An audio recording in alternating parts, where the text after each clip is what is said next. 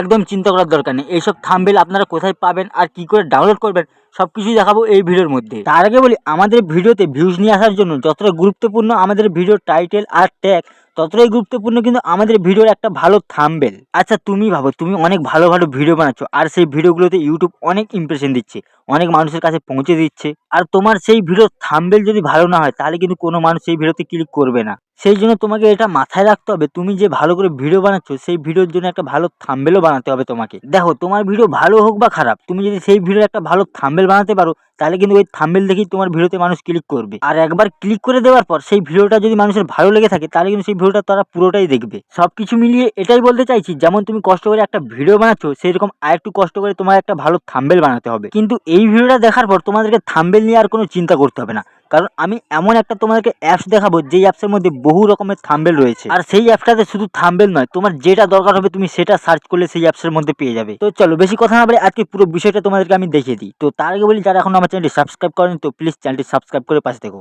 তো এখান থেকে আমি আমার মোবাইল স্ক্রিনে চলে এসেছি। তো এখান থেকে যাবো প্লে স্টোর। তো এখানে গিয়ে দেখবো আমরা ইমেজ সার্চ।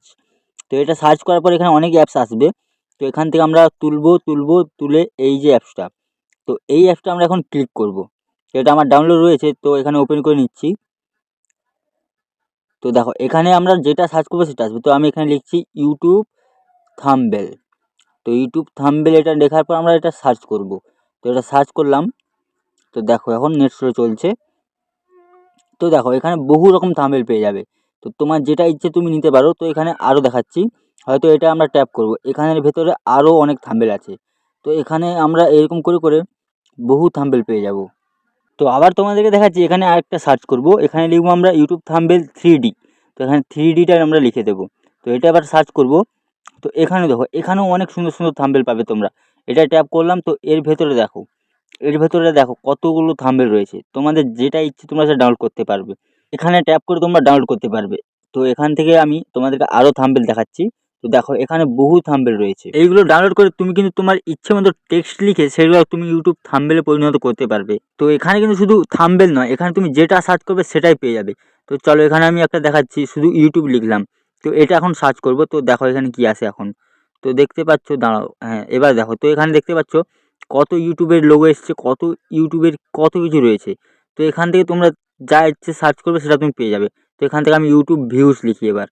তো এখানে ইউটিউব ভিউজটা লিখে সার্চ করব। তো এবারে দেখো,